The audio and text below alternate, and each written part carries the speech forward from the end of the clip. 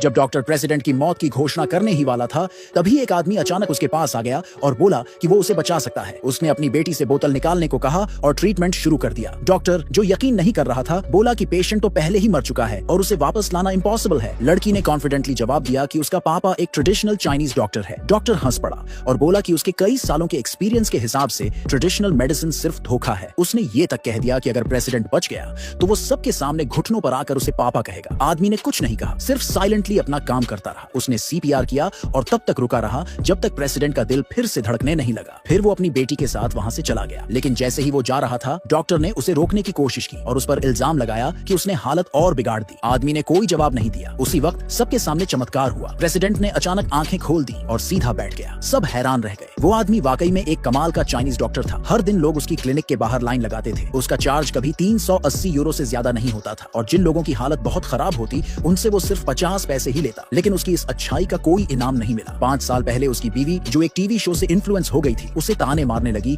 कि वो एक फेल इंसान है और अपने हर्ब से फैमिली का खर्च नहीं चला सकता। फिर वो उसे और उनकी बेटी को छोड़कर अपने पहले प्यार के पास वापस चली गई। सबसे ज्यादा चौंकाने वाली बात तो ये थी कि जब उस औरत ने देखा कि उस आदमी की दुकान बहुत सक्सेसफुल हो गई है, तो उसने उसे बर्बाद करने की कोशिश की। उसने बीमार होने का नाटक किया ताकि वो उसे ट्रीट करे। बेटी की रिक्वेस्ट और औरत के माफीनामे के आगे आदमी मान गया और ट्रीटमेंट करने लगा। लेकिन उस चालाक औरत ने मौका मिलते ही उस पर इलीगल तरीके से इलाज करने का इल्जाम लगा दिया। उसने अपने एक खरीदे हुए साथी की मदद से उसके खिलाफ पूरा केस तैयार करवाया, जिससे आदमी को अरेस्ट कर लिया गया। इंट्रोगेशन के वक्त अफसर हैरान रह गए। आदमी ने बताया कि उसने 168 मरीजों का इलाज किया है और टोटल 4.5 मिलियन यूरो कमाए, लेकिन फिर भी उसके ऊपर 9 लाख यूरो की कर्ज है। अफसरों को शक हुआ कि वो झूठ बोल रहा है। इतना पैसा आने के बाद घाटा कैसे हो सकता है? लेकिन ये सब सच था। उसने 6 लाख यूरो से ज्यादा रिसर्च और डेवलपमेंट में इन्वेस्ट किए थे और हर ट्रीटमेंट का खर्च ही 2000 यूरो से ऊपर था। बाकी के खर्चे मिलाकर उसका नुकसान समझ आ गया। आखिर में अफसरों ने उस पर यकीन किया और उससे कहा कि वो अपनी बेल भरने के लिए किसी को बुलाए। उसी दौरान